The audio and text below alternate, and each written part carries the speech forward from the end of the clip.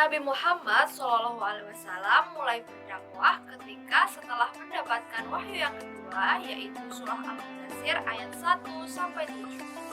Surah tersebut berisi perintah Allah SWT kepada Nabi Muhammad agar menyampaikan dakwahnya.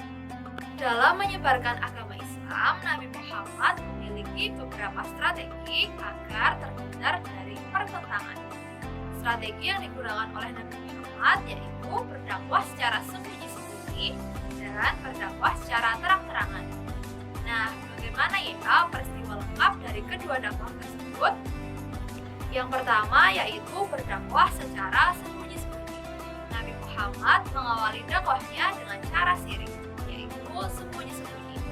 Strategi ini digunakan karena pada masa itu kekuatan Islam masih lemah, sehingga mengkhawatirkan jika dilakukan secara terang-terangan.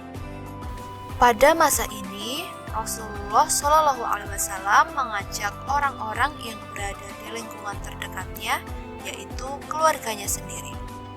Selain itu, Rasulullah juga mengajak siapapun yang dirasa memiliki kebaikan, yaitu orang-orang yang sudah saling mengenal beliau dengan baik. Dakwah secara sembunyi-sembunyi dilakukan selama 3-4 tahun di rumah Arqam bin Abil Arqam. Semua kerabat dan sahabat Rasulullah tersebut masuk Islam dengan sembunyi-sembunyi. Mereka menyembunyikan keimanannya untuk menghindari ancaman dan siksaan kafir Quraisy. Penyampaian dakwah Nabi Muhammad SAW untuk mengenalkan agama Islam terus dilakukan, hingga turun wahyu yang mengharuskan Nabi Muhammad untuk melakukan dakwahnya secara terang-terangan. Yang kedua yaitu berdakwah secara terang-terangan.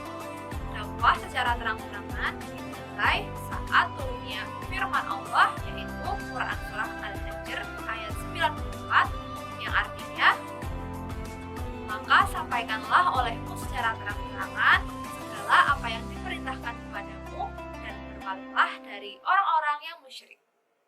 Langkah-langkah Rasulullah SAW dalam berdakwah secara terang-terangan adalah sebagai berikut.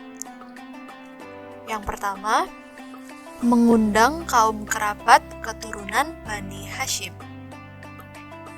Langkah pertama yang dilakukan oleh Rasulullah adalah mengundang Bani Hashim. Bani Hashim yang memenuhi undangan Rasulullah berjumlah 45 orang. Mereka yang hadir adalah paman-paman dan keturunan Rasulullah sendiri. Dalam pertemuan itu, Rasulullah memberikan pemahaman bahwa tiada Tuhan selain Allah dan tidak ada sekutu baginya.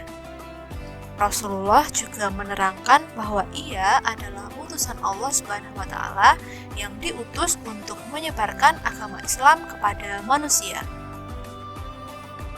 Langkah yang kedua yaitu Rasulullah SAW mengumpulkan penduduk kota Mekah. Rasulullah SAW mengumpulkan penduduk kota Mekah, terutama yang berada dan bertempat tinggal di sekitar Ka'bah untuk berkumpul di Bukit Safa. Setelah mereka berkumpul di atas bukit yang terletak berdekatan dengan lokasi Ka'bah, Rasulullah berkata, "Jika aku mengatakan kepada kalian bahwa sejumlah besar tentara sedang bersembunyi di balik gunung tersebut dan siap untuk menyerang kalian, apakah kalian akan percaya?" Mereka menjawab, "Tentu saja, karena kami mempercayaimu. Kami tahu engkau selalu mengatakan yang benar." Lalu Rasulullah SAW berkata, "Tuhan telah memerintahku untuk mengingatkan kalian, orang-orangku, bahwa kalian harus menyembah satu Tuhan. Jika kalian tidak melakukannya, kalian akan mengundang amarahnya. Dan aku tidak akan mampu berbuat apapun untuk menolong, meskipun kalian adalah orang-orang dari kaumku sendiri." Dengan usahanya yang gigih, hasil yang diharapkan mulai terlihat.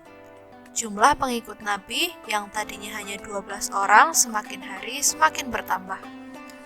Mereka terdiri dari kaum wanita, budak, pekerja, dan orang-orang yang kurang mampu.